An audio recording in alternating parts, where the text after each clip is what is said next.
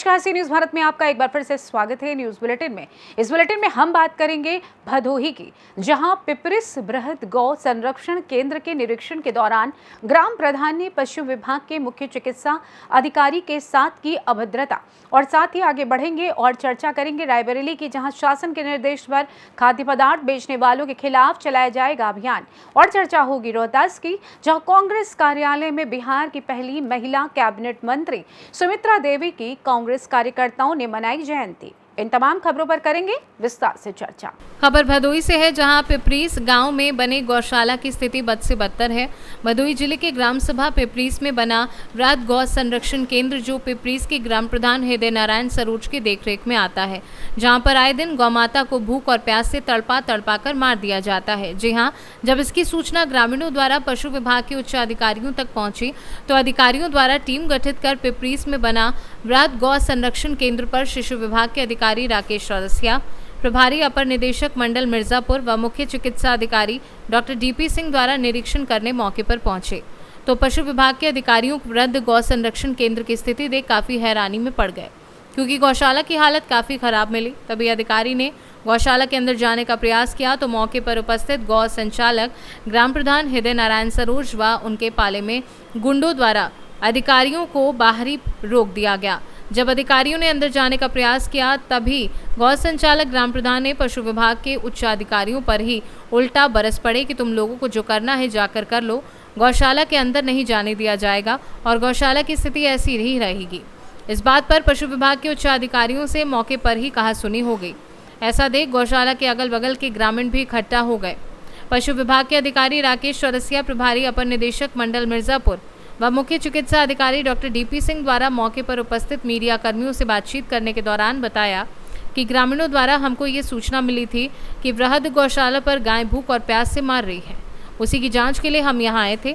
गौशाला के अंदर सुधार नहीं आ रहा है और यहां मौके पर हम लोगों के साथ भी ग्राम प्रधान द्वारा अभद्रता की गई है, जिसकी शिकायत हम अपने ऊपर के अधिकारियों को देंगे और उनके खिलाफ सबसे सख्त कार्यवाही करेंगे। भिन्नता है जिसके बारे में यहाँ देख रहे हैं अधीनस्थ हमारे जो दो डॉक्टर हैं, पशु चिकित्सा अधिकारी दनुहा और कंधिया, दोनों को बराबर कई चिट्ठियां निर्गत की गई हैं कि टैग का मिलान करके हमें दें, जिससे जो है सही सही भुगतान किया जाए। क्योंकि जो जानवर मर चुका है उसका भी भुगतान हम कर रहे हैं। वो कैसे कर रहे हैं? जो जानवर जिंदा है उसी का भुगतान होगा। ये संबंधित दोनों पशु चिकित्सा अधिकारी इस काम में बेहद लापरवाही कर रहे हैं और इसका जो है टैग का नंबर नोट करके मुझे उपलब्ध नहीं कराया जा रहा है। अच्छा सर, ये जो इसका अगला भुगतान तभी संभव हो पाएगा जब ये दोनों पशु चिकित्सा अधिकारी ये जो है ये इसका टैग का विवरण नोट करके दे देंगे और हमारे यहाँ से MIS गोवंश के पोर्टल का मिलान हो जाएगा। तब नहीं ये सर सुनिए, रुक जाइए यार, मैं आपकी बात को बता दे रहा हूँ। ये भाई हमारे पास 571 जानवर यहाँ संरक्षित हैं। हमारे जो गोवंश पोर्टल में टैग मेंशन है और MIS में मेंशन है, वो टैग यहाँ होना चाहिए। जो जानवर मरे हैं उनका विवरण होना चाहिए। अगर उसमें सारी भिन्नता है तो हम कैसे माने कि यहाँ पर जो है ये जानवर वही हैं जो संरक्षित किए गए थे। इसकी तस्करी हुई, इसको बेचा गया, क्या किया गया, उसका सब चीज़ का पर्दाफाश होना है और वो होगा तभी जबकि यहाँ का टैग का मिलान हो जाएगा। ठीक है? इसमें जो भी दोषी है, संचालक दोषी है या हमारे डॉक्टर दोषी है, सेक्रेटरी दोषी है, संबंधित के खिलाफ कार्रवाई होनी चाहिए इसमें। ठीक सर, और मैं बराबर प्रयासरत हूँ इसमें, जिसको कि कई स्तर से लोग और ग्राम प्रधान, मैं जिले का नोडल होने के बाद ग्राम प्रधान इस कमी को छुपाने के लिए बार बार CBO की, अपर कमिश्नर और मुख्य विकास अधिकारी और अन्य स्तरों पर शिकायत कर रहे हैं। भदोही से सी न्यूज संवाददाता प्रदीप दुबे की रिपोर्ट। खबर ललितपुर से है, जहां वार्ड नंबर 4 गांधीनगर के नागरिकों ने कई महीनों से पानी की विराट समस्या को लेकर ललितपुर जिलाधिकारी सहित जल संस्थान को ज्ञापन दिया, लेकिन समस्या का हल नहीं हुआ। भारतीय जनता पार्टी अनुसूचित मोर्चा के जिलाध्यक्ष ने चेतावनी दी कि समस्या का हल नहीं होगा तो एक साथ भारतीय जनता पार्टी से त्यागपत्र देंगे। निस्तारण नहीं होता है, जल की समस्या खत्म नहीं होती है, तो हम अनुसूचित मोर्चा के कई पदाधिकारी और कई कार्यकर्ताओं के साथ इस्तीफा देंगे, जिससे SC वर्ग हट जाएगी भारतीय जनता पार्टी में। उसमें भारतीय जनता पार्टी को बहुत परेशानी होगी। ललितपुर से सी न्यूज संवाददाता विकास सोनी की रिपोर्ट। लातेहार के डीही गांव में तुबेड़ कोल परियोजना से प्रभावित 5 गांव के भूमि दाताओं ने जान मजदूर परिवार संघ के बैनर तले एक जनसभा आयोजित की। बैठक में डीवीसी कंपनी के द्वारा एमओयू के आधार पर लाभ नहीं मिलने और कंपनी के द्वारा सीएसआर अधिनियम के उल्लंघन और स्थानीय लोगों की अनदेखी पर लोगों ने विरोध जताया। बैठक में आम आदमी पार्टी के नेता सौरभ श्रीवास्तव बतौर मुख्य अतिथि उपस्थित रहे। बैठक में तय हुआ कि 1 सप्ताह के भीतर ही उच्च न्यायालय में एक जनहित याचिका दायर हो जाएगी, जिसमें कंपनी के द्वारा की जा रही अनियमितताओं पर न्यायालय का ध्यान आकर्षित किया जाएगा और समाधान नहीं निकालने तक कंपनी की गतिविधियों पर संचालन पर तात्कालिक रोक लगाने की मांग की जाएगी। दीदी, आप लोग बार बार विरोध कर रहे हैं, आप लोग का क्या उचित मांग है जो इस तरीके से डीवीसी के खिलाफ आप बार बार विरोध करते हैं? डीवीसी से हम लोग यही मांग है कि जो वो डीवीसी कंपनी वादा किया है वो हम लोगों को पूरा करे। अगर हम लोगों को पूरा नहीं करेगा तो हम लोग विरोध करेंगे। क्या डीवीसी आप लोग से वादा किया है? डीवीसी हम लोग से यही वादा किया है कि हम यहाँ के क्षेत्र को स्कूल, कॉलेज, हॉस्पिटल, जल, पानी, बिजली, हर चीज का सुविधा देंगे, लेकिन वो कोई भी सुविधा को पूरा नहीं किया है। डीवीसी तो बोल रहा है आप लोग का पूरा विकास हो रहा है आपका क्षेत्र में। नहीं, विकास नहीं, विनाश हो रहा है यहाँ पे। तो आपका क्या मुख्य उद्देश्य क्या है? मेरा मुख्य उद्देश्य यही है डीवीसी कंपनी के वो हमारे मांगों को पूरा करे और हमारे जो क्षेत्र है उसको विकसित करे। आज जो जन मजदूर परिवार संघ के बैनर तले जो बैठक किए हैं, किस मकसद से लिए बैठे हैं? हम लोग जन मजदूर परिवार संघ के बैठक किए हैं, एक जागरूकता सम्मेलन किए। इस सम्मेलन में यहाँ का जनता को, यहाँ के रैयतों को जागरूक करने के लिए काम किए हैं। क्या है कि यहाँ पे जब से कंपनी आई हुई है, यहाँ का जनता लोग को प्रलोभन दिया जा रहा है। यहाँ का ग्रामीण लोगों के साथ शोषण और शासन किया जा रहा है। कुछ बिचौलिया तत्वों को उठाकर इस कंपनी ने कार्य करी है। यहाँ पे जमीनी स्तर में जो विकास के नाम पर जो इन लोग जमीन दिया था, यहाँ पे धरातल पे कोई कार्य नहीं किया गया है। जो गवर्नमेंट सरकार के साथ एग्रीमेंट करके आया था, जो झारखंड सरकार के साथ एग्रीमेंट किया था, जो डीसी महोदय के साथ एग्रीमेंट करके आया था, जमीनी स्तर पे कुछ नहीं हो रहा है। यहाँ पे आज यहाँ के ग्रामीण क्षेत्र के लोग सबको उम्मीद था कि यहाँ पे कंपनी खुलेगी तो निश्चित रूप से रोजगार सुनिश्चित होगा। सबको उम्मीद था। आज हमारे ग्रामीण क्षेत्र के लोग दिल्ली, मुंबई, उड़ीसा, छत्तीसगढ़ बेड़ पार कार्य करने के लिए दर के ठोकरे खा रहे हैं। अब बाहर के लोग यहाँ पे नौकरी कर रहे हैं। कैसे तो बोला गया ना सर, माले महाराज का मिर्जा खेले होली, धन संपत्ति हमारा है, कुआर भर के लेके जा रहा है जोरी। यहाँ के जनता जाग चुका है, ऐसा हरगिज नहीं होने देगा। डीवीसी कंपनी हम लोग को सहमति से चलेगी तो ठीक है, अन्यथा यहाँ के जनता डीवीसी कंपनी को जन मजदूर परिवार संघ के नेतृत्व में घुटने का बल पानी पीने पर मजबूर करेगी। आपका नाम? मेरा नाम मोहम्मद सादा पूर्व गोल्डन हुआ। मैं जन मजदूर परिवार संघ का मेंबर हूँ। आज आंदोलन का दूसरा दिन है, आप क्या बोलना चाहते हैं? देखिए, सबसे पहले तो जोहार सभी दर्शकों को। और इससे पहले हम लोगों ने एक जनसभा की थी इसी जगह पर, और आज दूसरी जनसभा है और आने वाले कई इतवारों को हम ऐसी ही जनसभाएं करते रहेंगे। और पिछले बार जब हमने जनसभा की थी, वहाँ पे लोगों से उनके विचार जाने थे, उनकी समस्याएं जानी थी।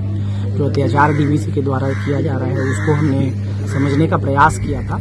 उसके बाद से एक बड़ी ही नाटकीय घटना घटी कि कंपनी के बिचौलिए सक्रिय हो गए और हमने कई बार ये महसूस किया, कई लोगों ने ये बातें बताई कि अलग अलग तरीकों से लोगों को प्रलोभन देने का, लोगों को डराने का प्रयास किया जाने लगा। लेकिन फिर भी आज इस आंदोलन की सफलता है कि इतनी बड़ी संख्या में समाज के हर तबके के लोग, हर जाति समुदाय के लोग, ये बड़ी संख्या में महिला साथी, युवा साथी और जो लोग इस परियोजना से प्रभावित हैं, वो सारे लोग यहाँ पर न सिर्फ इकट्ठे हुए बल्कि एक मत होकर कंपनी के गलत नीतियों के खिलाफ अपनी लड़ाई जारी रखने का वायदा किया और अपनी बातें रखी हैं। और आज दूसरे दिन इस बात को लेकर सहमति बनी है कि हम कानूनी लड़ाई लड़ेंगे और जो हक और अधिकार हैं, जो ग्राम सभाओं के अधिकार हैं, जो यहाँ के ग्रामीणों के अधिकार हैं, जो पिछले कई सालों से इस क्षेत्र में रहते आ रहे हैं, यहाँ बसते आ रहे हैं, जो पहाड़ टुंगरियों में रहने वाली आदिवासी जनजातियाँ हैं, यहाँ के मूलवासी हैं, यहाँ के आदिवासी।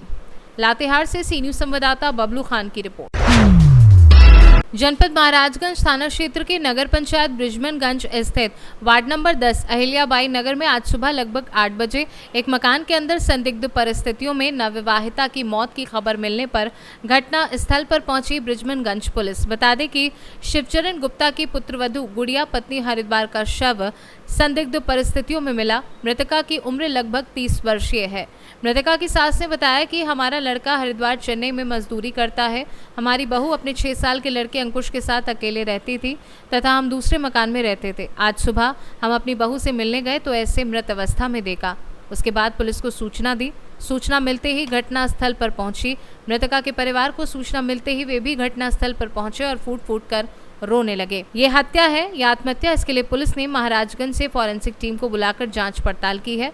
इस दौरान नगर अध्यक्ष राकेश जायसवाल, पुलिस के एसएसआई अमित राय, एसआई गजेंद्र प्रताप सिंह के साथ पुलिस टीम मौजूद रही। महाराजगंज से सी न्यूज संवाददाता इरफान अहमद की रिपोर्ट।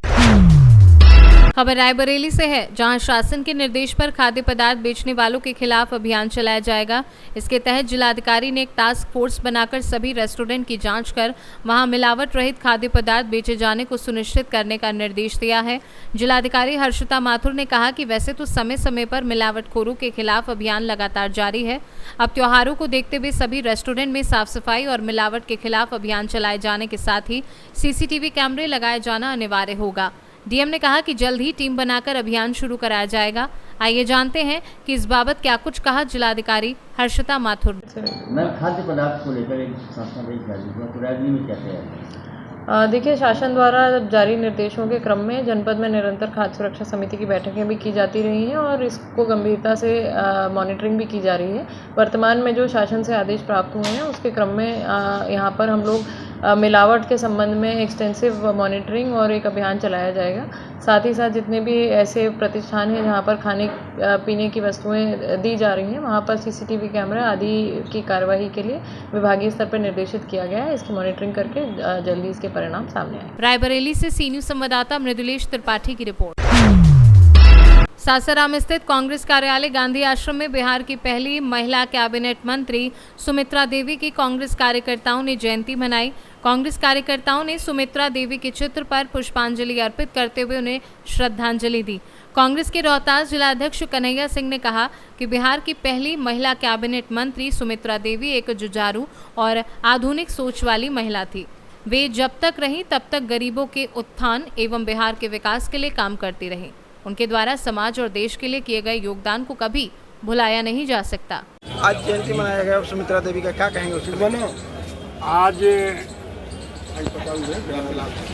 कांग्रेस कार्यालय इंदिरा गांधी आश्रम में बिहार की प्रथम महिला कैबिनेट मंत्री माता इसका फोटो कभी करा लीजिएगा, सुमित्रा देवी कराइएगा। हम लोग जयंती मनाए और सुमित्रा जी एक बहुत ही जुझारू और आधुनिक सोच वाली महिला, और जब तक रही गरीबों के उत्थान के लिए काम किया। उन्हीं की पुत्र वधू हमारे सासाराम से जीत करके लोकसभा अध्यक्षा तक माननीय मीरा कुमार जी बनी, उन्हीं की पुत्र वधू है। और माननीय मीरा कुमार जी के पुत्र अंशुल जी अभी हमारे कांग्रेस के राष्ट्रीय प्रवक्ता हैं। और माननीय श्रीमती सुमित्रा जी ने जो बिहार के लिए किए हैं उन्हें हम लोग भुला नहीं सकते। आज उनके जयंती पर उस महान आत्मा को, महान व्यक्तित्व को कोटि कोटि नमन करते हैं। क्या नाम आपका? कन्हैया सिंह, जिलाध्यक्ष कांग्रेस। रोहतास से सी न्यूज संवाददाता पंकज कुमार की रिपोर्ट। फिलहाल न्यूज बुलेटिन में बस इतना ही। देश दुनिया की तमाम खबरों को जानने के लिए आप देखते रहिए सी न्यूज भारत। हर खबर आपके साथ, आपके हाथ।